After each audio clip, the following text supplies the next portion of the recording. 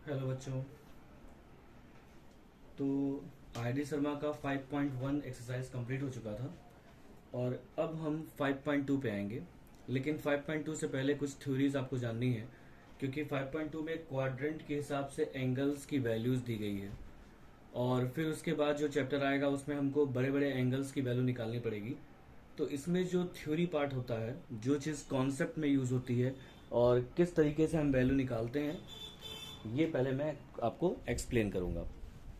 तो सबसे पहले हम ये देखेंगे कि इसका रूल क्या होता है। चलिए देखते हैं। तो हम क्या करेंगे,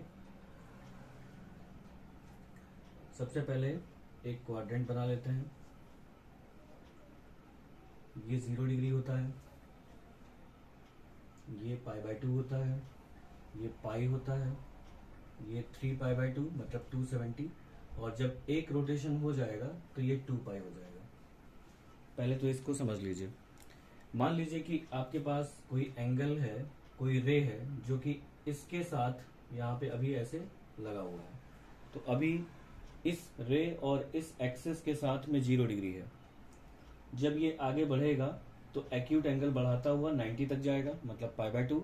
और उसके बाद π/2 से आगे बढ़ेगा तो ऑप्ट्यूस एंगल बनाएगा और पाई तक चला आएगा। फिर पाई से बढ़ेगा तो रिफ्लेक्स एंगल, फिर ये 270, और फिर से ये एक साइकिल कंप्लीट करेगा तो 2π एंगल बनाता है। मतलब एक कंप्लीट साइकिल में ये 2π का एंगल दे देता है। तो हमें यहाँ पे ये देखना है कि ये जो हमने बनाया है ये एक्सिस है और ये क्वाड्रेंट है। ये फर्स्ट क्वाड्रेंट होता है, ये सेकंड क्वाड्रेंट होता है, ये थर्ड क्वाड्रेंट होता है और ये फोर्थ क्वाड्रेंट होती है। ठीक है। अब हम सबसे पहले ये देखेंगे कि फर्स्ट क्वाड्रेंट में क्या क्या होता है। तो सबसे पहली चीज, फर्स्ट क्वाड्रेंट में ऑल पॉजिटिव होता है। ऑल पॉजिटिव का मतलब होता है साइन, कॉस, टेन, कॉट, सेक, कॉसेक, ये सभी के सभी पॉजिटिव होते हैं। यहां पे साइन पॉजिटिव होता है, तो साइन का उल्टा कॉसेक भी पॉजिटिव होगा। यहां पे टेन पॉजिटिव होता है और टेन का उल्टा कॉट भी पॉजिटिव होगा। यहां पे सेक पॉजिटिव होता है और सेक का उल्टा,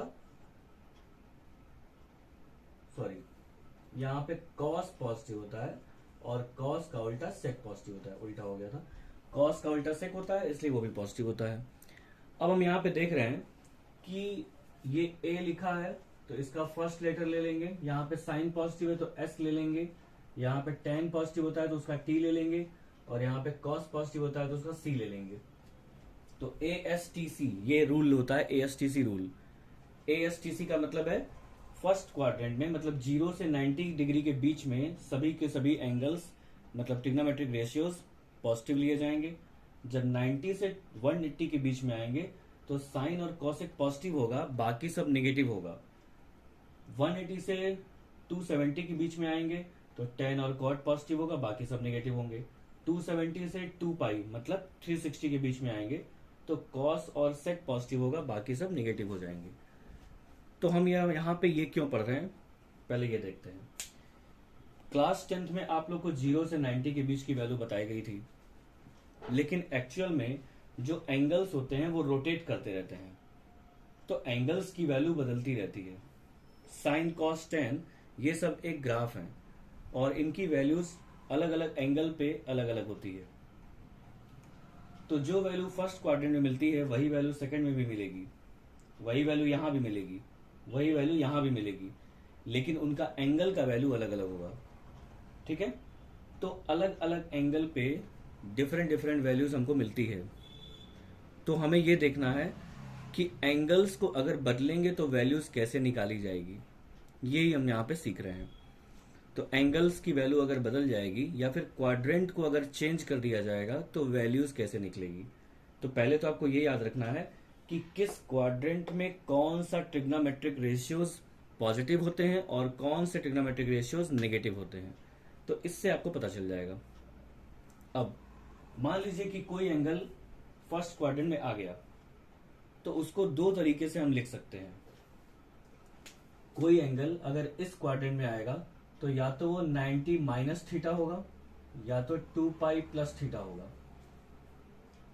इस कॉम्बिनेशन को समझ लीजिए। अगर मान लीजिए कोई एंगल यहां पे बना हुआ है तो उसको 90 में से माइनस करेंगे तो मिलेगा, ठीक है, मतलब वो 90 से छोटा है तो 90 माइनस थीटा लिख सकते हैं। लेकिन अगर कोई एंगल रोटेट करता हुआ आएगा और इसमें यहां तक आके फिर आगे जाएगा, अगर एक रोटेशन देगा तो 2 पाई एंगल बनाएगा। कोई भी रे अगर एक रोटेशन ऐसे करेगी तो वो 2 पाई का एंगल बनाती है। फिर अगर उसमें कुछ और ऐड होगा तो इसमें आ जाएगा। मतलब ये है कि इस क्वाड्रेंट में दो कॉम्बिनेशन मिलती है, एक पाई बाय 2 माइनस थीटा और एक 2 पाई प्लस थीटा। किसी भी एंगल को हम दो तरीके से फर्स्ट क्वाड्रेंट में लिख सकते हैं। इसमें आते हैं, इसमें कोई एंगल अगर आएगा तो या तो वो 90 से बड़ा होगा या तो 180 से छोटा होगा। तो हम लिख सकते हैं पाई बाय 2 प्लस थीटा या फिर पाई माइनस थीटा। ये दो कॉम्बिनेशन यहां बनेगी। अगर इस क्वाड्रेंट में कोई एंगल आएगा तो या तो वो पाई से बड़ा होगा या तो 3 पाई बाय 2 से छोटा होगा। तो लिखा जाएगा पाई प्लस थीटा या फिर 3 पाई बाय 2 माइनस थीटा। उसके बाद अगर फोर्थ क्वाड्रेंट में कोई एंगल आता है तो या तो वो 3 पाई बाय 2 से बड़ा होगा या 2 पाई से छोटा होगा। तो 3 पाई बाय 2 प्लस थीटा या फिर 2 पाई माइनस थीटा। तो पूरी की पूरी हर एक क्वाड्रेंट में हमको दो दो कॉम्बिनेशन मिल रही है और जिसमें ये जो टोटल कॉम्बिनेशन है वो 8 है। 2 2 2 2, हर एक क्वाड्रेंट की दो कॉम्बिनेशंस, तो टोटल कॉम्बिनेशन हो गई 8। ठीक है, अब आपको यहाँ पे जो मेन चीज सीखनी है किसी भी एंगल को रोटेट करने के लिए या किसी एंगल की वैल्यू निकालने के लिए, वो ये है कि अगर आप किसी क्वाड्रेंट में जाएंगे तो आप किस में उसको ब्रेक करेंगे। तो पाई बाय 2 है और 2 पाई है, यहाँ पाई बाय 2 है और पाई है, यहाँ पाई है और 3 पाई बाय 2 है, यहाँ पे 3 पाई बाय 2 है और 2 पाई है। तो आपको पहले ये जानना पड़ेगा कि अगर हम पाई लेंगे और 2 पाई लेंगे, अगर हम पाई में ब्रेक कर रहे हैं या फिर 2 पाई में ब्रेक कर रहे हैं तो वो कोई चेंज नहीं करेगा, कोई चेंज नहीं होगा, नो चेंज।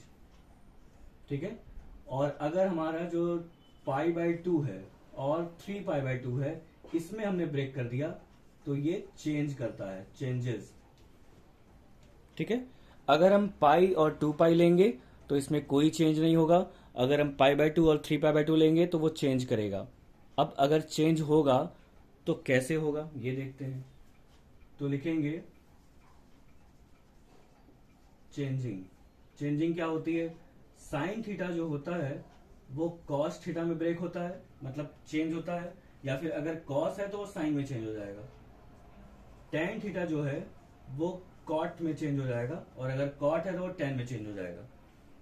ठीक है, और लास्ट में आता है सेक थीटा। अगर सेक थीटा है तो वो कॉसेक थीटा में चेंज होगा और कॉसेक थीटा है तो सेक थीटा में चेंज हो जाएगा। तो आपको जो मैंने यहाँ पे बोर्ड पे इंफॉर्मेशन दिखाई है ये सब की सब आपको अच्छे से लर्न करना है, रट लेना है। अगर आपको ये लर्न हो जाएगा तो आप किसी भी बड़ी से बड़ी वैल्यूज की, बड़े से बड़े एंगल्स की वैल्यू फाइंड कर सकते हैं। बस अंत आपको यहाँ पे ये देखना है कि आपको सब कुछ याद हो और जो मैं पैटर्न बताऊंगा किस तरीके से इस चार्ट को यूज करना है वो आपको लर्न होना चाहिए। ठीक है, तो पहले तो आप इसको नोट करेंगे और इसको लर्न करेंगे। अब मैं इसको आपको अप्लाई करना सिखाऊंगा। तो अप्लाई करने के लिए मैं यहाँ पे आपको दिखा दे रहा हूँ एग्जाम्पल किस तरीके से अप्लाई किया जाएगा। मान लीजिए आपको tan 120 डिग्री की वैल्यू निकालनी है। अभी मैं एंगल में मतलब डिग्री में एंगल को दिखा रहा हूँ, फिर मैं रेडियन में दिखाऊंगा।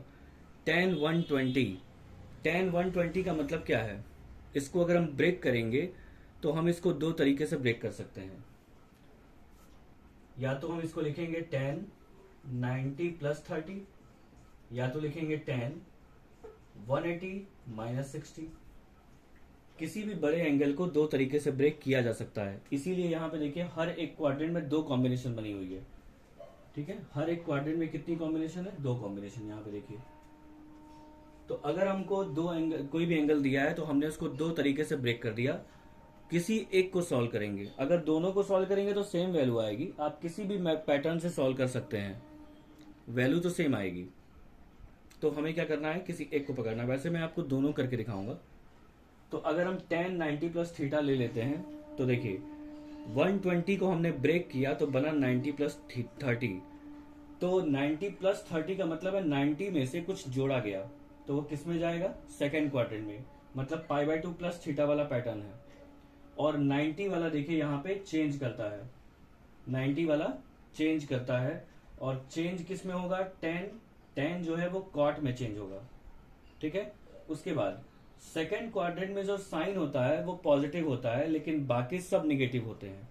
तो इसका मतलब इसका आएगा, इसको अगर हम सॉल्व करेंगे तो माइनस कॉट 30। जब हम अप्लाई करते हैं ये रूल तो पहले ये देखते हैं कि वो किस क्वाड्रेंट में जा रहा है। सेकंड में जा रहा है, सेकंड में tan निगेटिव होता है, माइनस साइन लगा दिया। उसके बाद हमने 90 में ब्रेक किया है तो 90 वाला चेंज करेगा, तो tan वाला किस में चेंज होगा, कॉट में।